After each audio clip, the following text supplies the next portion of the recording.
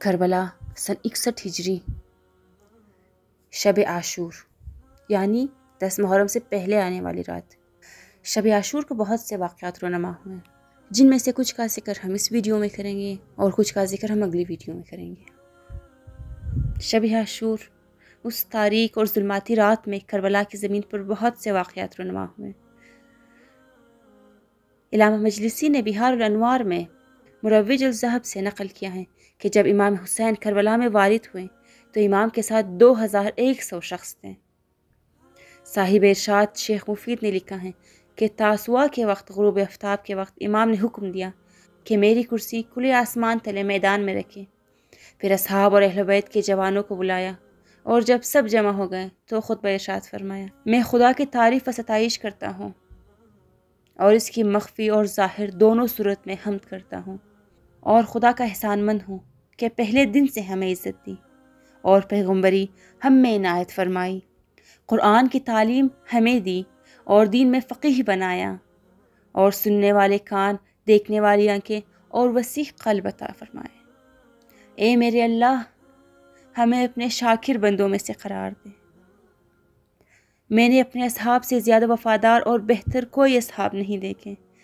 میں نے اپنے اہل بیت سے زیادہ نیک اور اصیل کوئی اہل بیت نہیں دیکھے، بس خدا میری طرف سے تم سب کو اچھا اجر اور انعام عطا فرمائے۔ اے میرے صحابیوں، کل ہماری زندگی کا آخری دن ہوگا، یہ قوم ہمیں اور دن نہیں دے گی، لہٰذا جان لو کہ میں تمہیں اجازت دیتا ہوں اور اپنی بیعت تمہارے کندھوں سے اٹھا لیتا ہوں، بس جدھر چاہو چلے جاؤ۔ ابھی رات کی تاریکی تمہیں چھپا لے گی،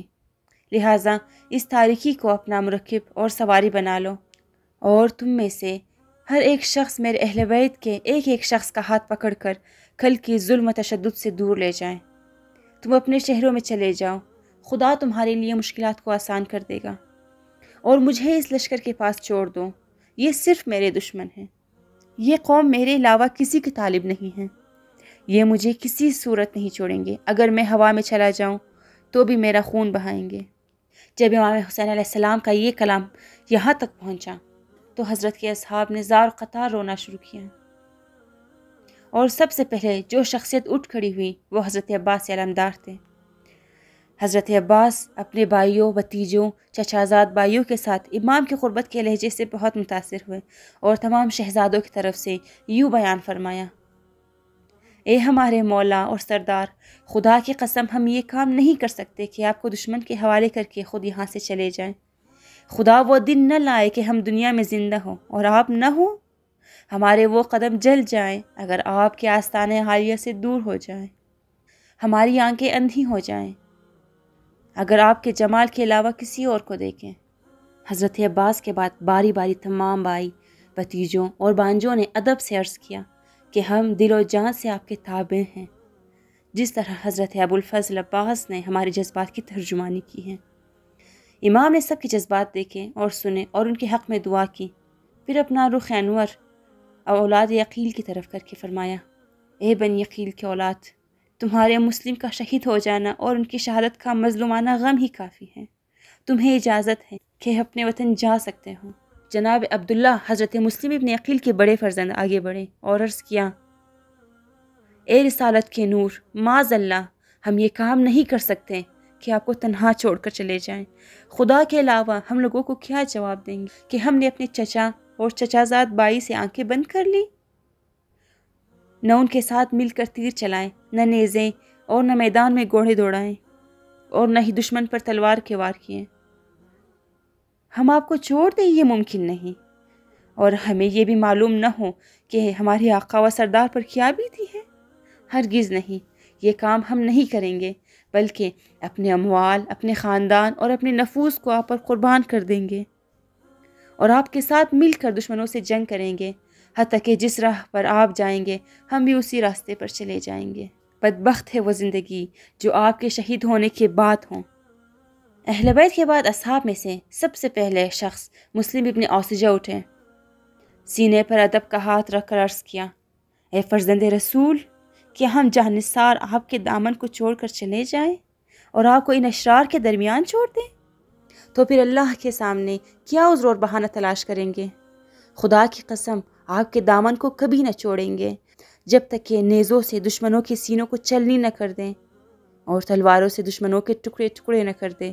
ہمارے ہاتھوں میں تلواریں ہیں، ان بدبخت لوگوں سے جنگ کریں گے، اور اگر ہمارے اسلحے ختم ہو جائیں گے، تلواریں، تیر، نیزے ٹوٹ جائیں گے، تو خدا کی قسم ہم ان دشمنوں سے پتھروں کے ذریعے لڑتے رہیں گے۔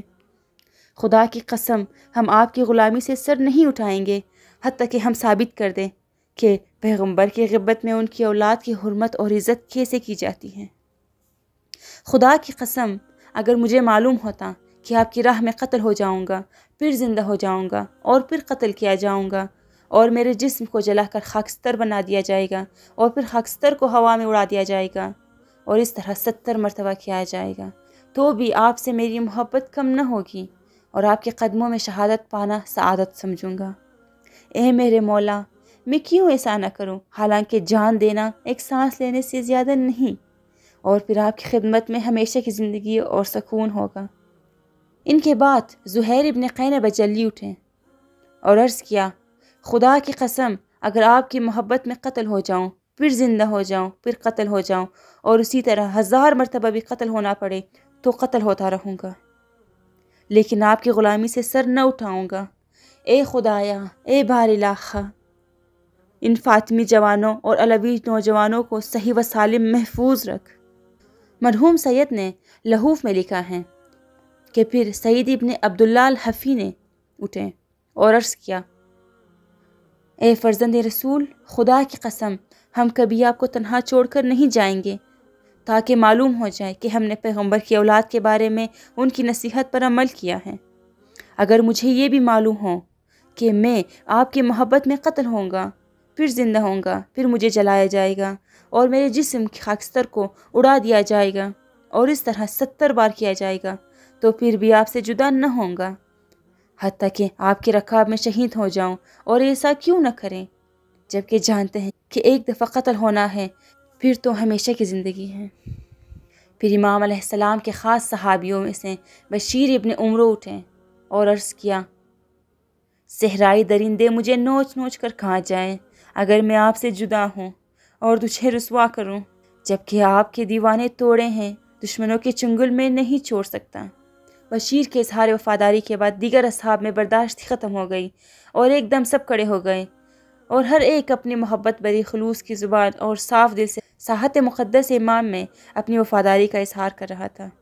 مرحوم سید نے لحوف میں لکھا ہے کہ اسی دوران میں بشیر بن عمرو خزرمی کو اطلاع ملی کہ آپ کے فرزند محمد بن بشیر خزرمی کو رے کے سرحد پر گرفتار کر لیا گیا ہے اور زنجیر اور طوق پہنا کر قید میں ڈال دیا گیا ہے۔ بشیر اس اطلاع سے پریشان تو ہوئے، لیکن فرمایا کہ اس کی اور اپنی گرفتاری کو خدا کی راہ میں قبول کرتا ہوں، اگرچہ مجھے یہ پسند ہے کہ میں زندہ ہوں اور وہ گرفتار اور قیدی ہیں۔ امام علیہ السلام نے فرمایا، تم پر خدا کی رحمت ہو، میں تم سے بیعت اٹھا لیتا ہوں، تم آزاد ہو اور اپنے بیٹے کو آزاد کرانے کی کوشش کرو۔ بشیر نے عرض کیا، اگر میں آپ کو چھوڑ دوں تو صحرائی درندے مجھے نوچ لیں گے۔ امام نے اسے دعا کی اور حکم دیا کہ 5 قیمتی لباس لے جاؤ، اور ان لباس میں سے ایک ایک لباس کی قیمت 1000 اشرفی تھی۔ حضرت نے یہ لباس بشیر کو دیے کہ اپنے دوسرے بیٹے کو یہ لباس دو تاکہ تمہارے اسیر بیٹے کی رہائی کا انتظام کریں۔ شب عاشور امام علیہ السلام نے اپنے یار و انصار کو جمع کر کے خطبہ دیا، اور خطبہ کے بعد امتحان اور آزمائش کے لیے فرمایا، ہم اہل بیت رسالت دھوکہ اور مکر کرنے والے نہیں ہیں، سب جان لو کہ کل میں قتل ہو جاؤں گا، اور جو شخص میرے ساتھ رہا وہ بھی قتل ہو جائے گا۔ ابھی فرصت اور وقت ہے کہ جو شخص جانا چاہے وہ رات کی تاریکی سے فائدہ اٹھا لے اور چلا جائے۔ چند لوگ جو وفادار نہ تھے انہوں نے اپنا سامان اٹھایا اور کاروان حسینی کو شب کی تاریکی میں چھوڑ دیا، اور محض وفادار باقی رہ گئے۔ صاحب کتاب نور العیون نے اس واقعے کو جناب سیدہ سکینہ کی زبان سے لکھا ہے کہ بی بی نے فرمایا، جب شب عاشور ہوئی تو چاند کی چاندنی تھی، میں اپنے خیمے میں بیٹھی تھی کہ مجھے پیچھے سے رونے کی آواز آئی،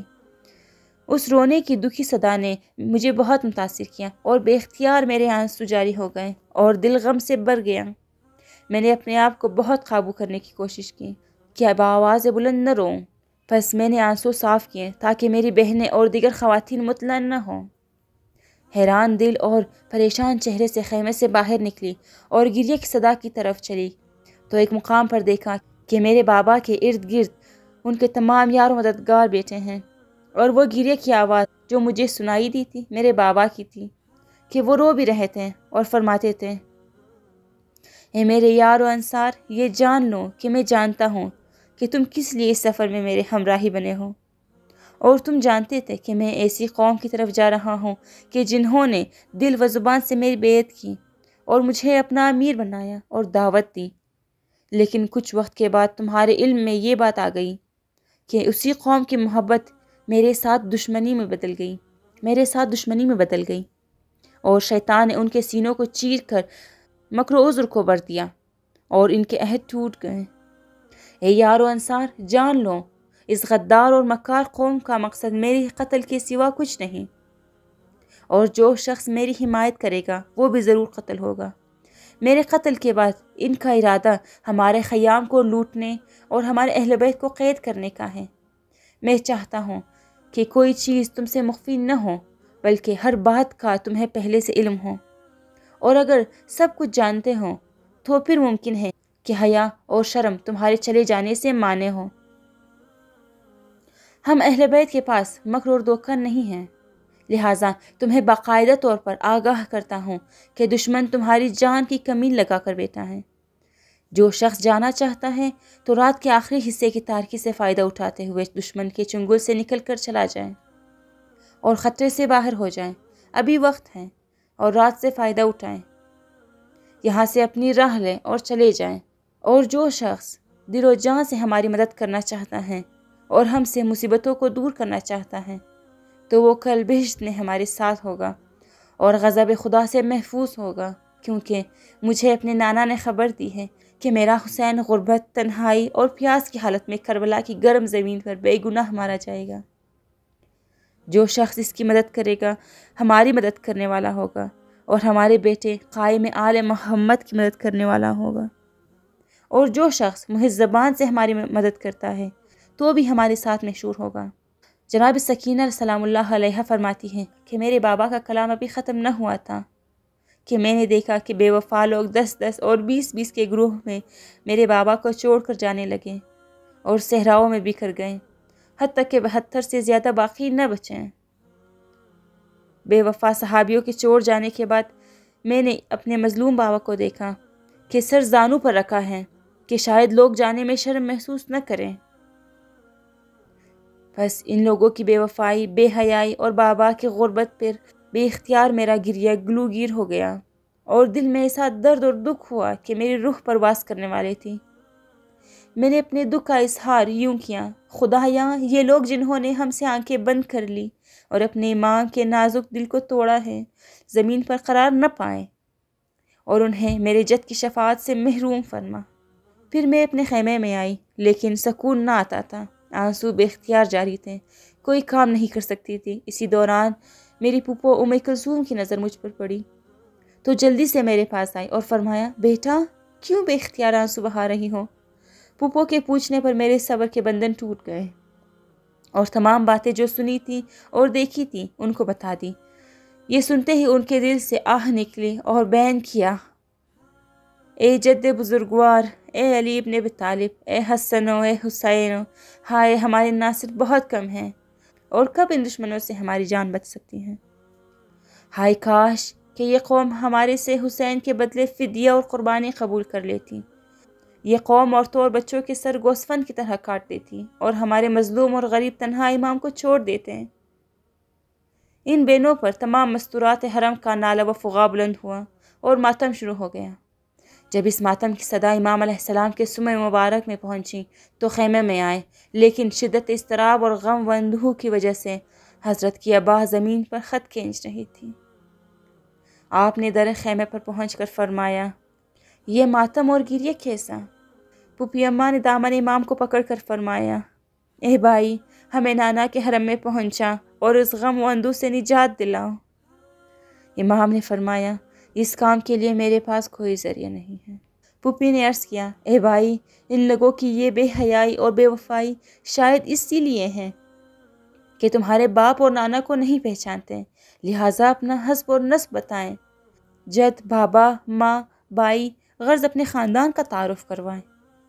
امام علی مقام نے فرمایا خواہر جان، میں نے اپنے حسب و نسب سے آگاہ کیا ہے لیکن کوئی اثر نہیں ہوا، یہ لوگ صرف اور صرف میرا قتل چاہتے ہیں۔ اے بہن، آپ نے ضرور دیکھنا ہے کہ میرا بدن خاک و خون میں غلطہ ہوگا اور تیروں و نیزوں اور تلواروں کے زخموں سے جسم پر ہوگا۔ اے بہن، یہ خبر مجھے نانا اور بابا نے دی تھی اور کبھی پیغمبر و علی کی خبر کے خلاف نہیں ہو سکتا، اسی لیے میں تمہیں وصیت کرتا ہوں کہ ہر مصیبت پر صبر کرنا۔ میری تقوی مصیبت پر صبر اور امتحان کے مقام پر حلم کی وصیت ہے۔ جب امام علیہ السلام نے